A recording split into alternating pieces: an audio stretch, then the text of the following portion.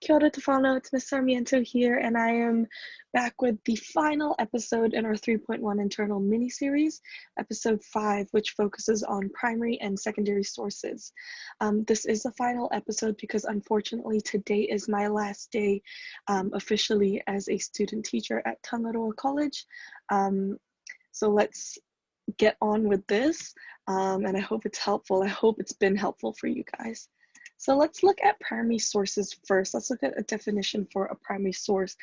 They're described as immediate first-hand accounts of a specific topic or event from people who had a direct connection with it.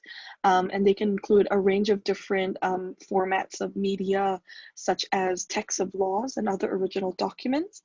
An example of an original document in Aotearoa New Zealand's perspective is Te Tiriti o Waitangi, which is a source that was written and signed at the time, 1840. You can also look at newspaper reports by people who were there firsthand, or newspaper reports from during that event. You can also look at speeches, diaries, letters, and interviews. So a famous example of a speech that's a primary source is Martin Luther King Jr.'s "I Have a Dream" speech. I hope most of you know what that is. A really famous firsthand account diary entry that a lot of people know as well is Anne Frank's diary that a lot of people like to look at when they're looking at the Second World War. And you've also got letters and interviews by people who were present at the time of the interview. You can also look at original research.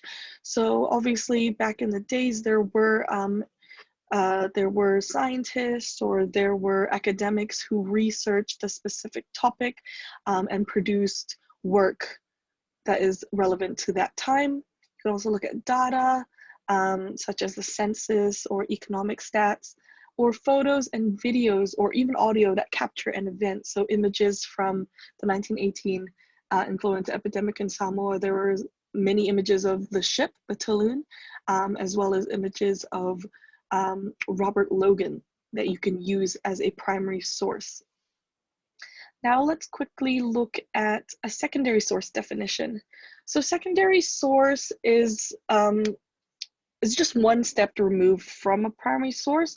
So most secondary sources actually refer to primary sources when they are writing or researching. Most of them use quotes or data from primary sources, and they can cover the same topic but add a layer of interpretation or analysis. So a lot of the sources that I've been looking at regarding the 1918 influenza epidemic seem to be secondary sources because they've happened quite a few years or even decades after the event happened. I actually did struggle to find some primary sources for this event. So most of the sources I see are secondary sources, and secondary sources include books about the event or topic. So there's a lot of books that talk about the 1918 influenza epidemic in Samoa, analysis or interpretation of data. You can look at scholarly articles about that topic by people who aren't involved. So there's a lot of academics, professors, researchers that have written articles about the 1918 influenza epidemic who they weren't actually there, but they used a lot of primary sources as a reference for their writing. And you can also look at documentaries. So documentaries generally are filmed a lot later after the event happened, and they generally interview people who had some sort of connection to them, but because it's been filmed a lot later, it's not considered a primary source. But they can include photos and videos from back then, from that time. So those portions can be considered a primary source. I know a few have emailed me, a few of you guys have actually emailed me just to clarify the definition between the two. And I've tried here to make it as clear as possible.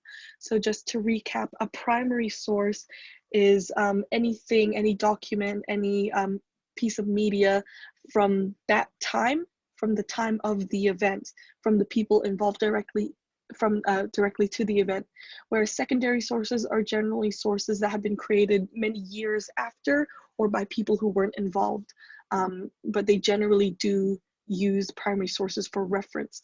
So I don't want you guys to get confused with that. For example, if you were using a book as a source for your internal, and that book was written by someone who wasn't there, but they used the source for their information from someone who was there. That is still a secondary source because the book itself was not written by that person. So don't get that confused. It is kind of a gray scale around that. But yeah, I know a lot of you guys have already found your sources, all sources for both questions, so that's really awesome. Variety is really important in your internal because when you come to writing your evaluation, you can discuss the variety that you have. So you can say whether or not your sources are a good variety of sources or whether it's lacking variety. And you can also talk about in your evaluation why variety is important in research. So it's really good to find a lot of different sources. Let's not try and stick to finding just websites. Try find some books, some articles. Again, photos and videos are appropriate, but just make sure that there's enough information that you can get out of those photos or videos to write a solid annotation.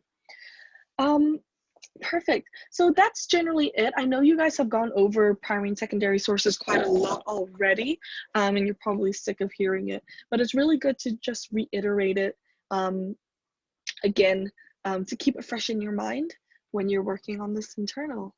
And lastly, I want to say a huge goodbye to Tangaroa College, especially to U13 History. I've enjoyed the very short time we got to spend together in person, but I'm so thankful that I was able to continue my practicum online, thanks to Miss T for allowing me to create this kind of content for your learning. So it's been a very interesting practicum because I've been online for the majority of it, but it's still very valuable and I've learned so much. So huge thank you to Tangaroa College. I've enjoyed the culture there, the kids, the staff is amazing. You guys have it so good with your teachers and I want you guys to appreciate them while you have that time left. So I just want to thank you in my native tongue.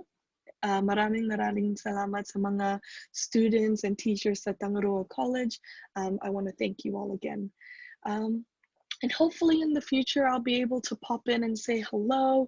It is unfortunate that we are spending our last day together online, but hopefully I can come in and maybe give you guys something, just a token of my gratitude. Again, thank you so much. I hope you guys have a good time working on this internal. Again, crunch time. So work diligently.